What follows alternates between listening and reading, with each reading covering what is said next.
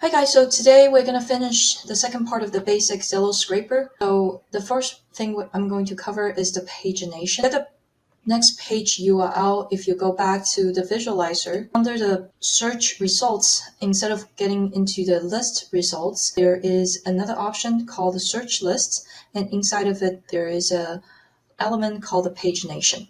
So that's how I'm able to create this function. And if you remember from the last time, we basically got to here, and then we got to here. Instead of going to where we went last time, we'll go to search list and pagination, and then finally next URL.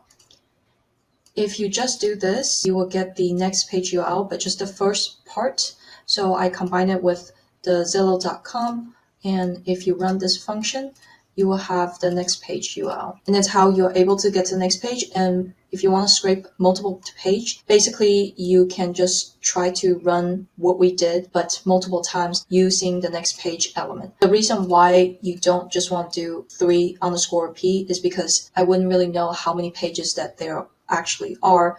And in this way, if next URL exists, that means there is a next page. So now that we cover the pagination, I'm going to talk about how to get the complete data. Last time we got the first data because there are still some details we haven't got from the previous scrape. To get those informations, a lot of those informations is actually inside of a listing. So if you go to Zillow and you search any address, you would receive some information, but the additional information would be inside of the listing. Information such as descriptions, how many days it has been on Zillow's, the views, etc. There's also some information hidden here. So for those of you guys that want to get these additional data, the method will be very similar. We're going to I created another function called the detail data grab. It's essentially the same as grab data. It has a header, it uses proxies. It's just with a different URL. Instead of the zip code URL, which we gave to the grab data function, we are going to feed it the URL of the individual listings. So for example, this would be a URL example that we will put into the detail grab URL. Since I already covered this last time, it's essentially the same. You do not have to do for I range of 10. That's just for me. Everything else will be very similar to the last time. Keep in mind this is a separate URL. Once you have the detail data grab function, the last steps is to scrape extracted property detail. So once again, we're going to grab the HTML from that function. We are going to get the next data. We're trying to get to that JSON element. Last time I think I used beautiful soup. I don't know why here I use tree, but it's basically the same thing. You're going to get the HTML from the HTML to the JSON and use the JSON in the visualizer in order to find out where your data is at. It's a little bit different than last time, so I remember playing around here for a little while. I ended up going to the page prop, component props, and then GDP client cache. Inside of that, I eventually get to data. So data is the GDP client.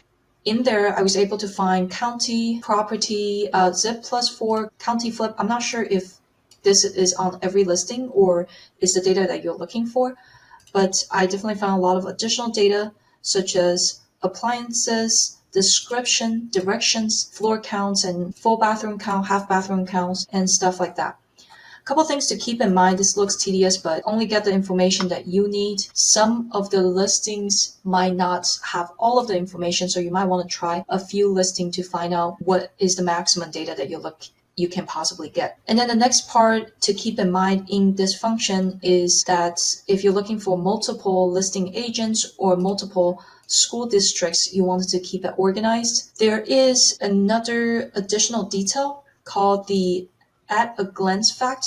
So this one is slightly different. So it's in a different part of the JSON. And in there, you'll be able to find additional information such as year built, heating, cooling, lot sizing, square feet, monthly HOA fee. I don't know if all of the information that I have listed here is extractable from every single listings, but I believe a lot of them are. So once again, here you just look for what you want to get. This part is more tedious than difficult, so maybe it looks very long.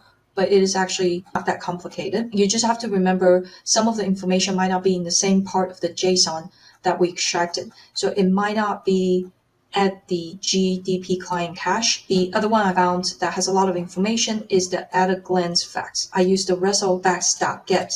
So result facts is in data, which is the GDP client cache property result facts. And from there, inside of that JSON, there is more information, such as year billed and such. Okay, so last time we have append first data to results, and instead of that, we're going to append first data and details into results. I created a quick function to get the details. It's called get details. So it's just calling for the two functions we created today, detail data grab and extract property details. Last thing it does is to return the details. It's pretty straightforward. We will use that to create the combined data.